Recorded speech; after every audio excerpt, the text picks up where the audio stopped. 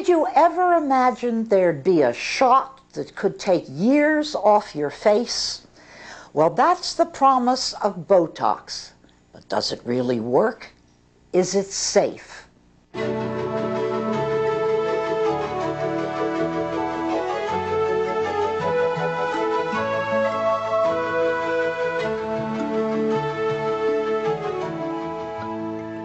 Dr.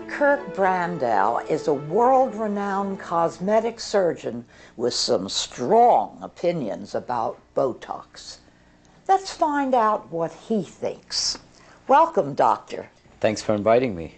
Tell me something about Botox. Isn't it a form of a toxin?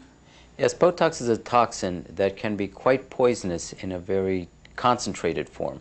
However, in the dilute form that we use it in, it will bind with the nerve endings and slow down the release of energy that causes muscles to contract. And so we primarily use it not to actually paralyze muscles, just to weaken muscles in certain spots. Where are the most effective spots? I know that it's the forehead somewhere. Is it this way or this way? Well, you can use it in both places. But we also use it in other areas, such as like the crow's feet when people smile and they get those deep lines there. Yeah. I also use it just underneath the eye when people have little wrinkling of their skin from the muscle contracting, and also on these funny little lines, we call them bunny lines, when they squint and their noses wrinkle up. You can use them there also. But people are starting to use it also for some of the lines around the mouth, for banding that some women or men will get in their neck.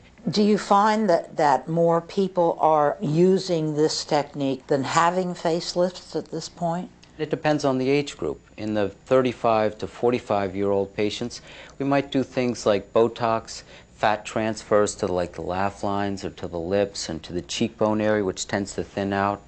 And then in patients who are older who've had facelifts, if they have a lot of wrinkling of their foreheads or their eyebrows are a little droopy, sometimes we can use Botox in order to soften those areas so they have a more even appearance of their face. Sybil Rabinowitz, a former model, attributes her appearance to minor cosmetic procedures and Botox. When I met Kirk, I was 52, and actually in a couple of weeks I'll be 64.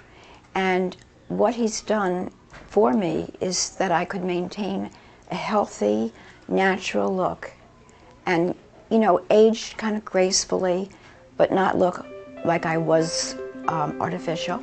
It is several injections. Right. We drop a small amount of the solution that we mix up fresh each time that we use it. And then I like to put on some numbing cream. And we wait for about 10 or 15 minutes. And then we inject very little small droplets into each one of these places. And I do a little massage of it to help it to disperse a little bit better. And then after we do it, we put on some ice on the patient's forehead or around their eyes. And then after it's done, what you'll want to do is squint and raise her forehead 20 or 30 times an hour for the next 2 hours, which helps the Botox to get absorbed into the muscles. What are the risks and the possible side effects? If Botox is not injected specifically in the right area, especially in the forehead area, it can cause drooping of the eyebrows. That's completely temporary, shut. isn't it? Yes, it only lasts for about 3 to 4 months.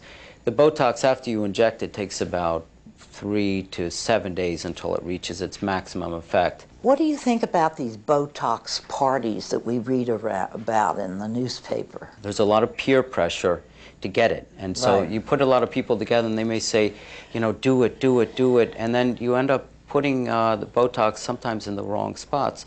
You can't ensure also who's going to be doing it, like the qualifications of the particular doctor who are doing it. And then I think the one-on-one interaction between the doctor and the patient, which is so important to understand their, you know, concerns and what they're hoping for. Well, thank you for giving us so many facts on this popular procedure. And thanks for inviting me.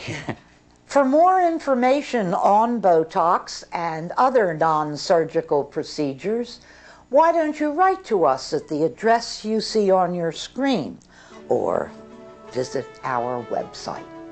Thanks for watching, and I'll see you next time. I'm Suzanne Roberts.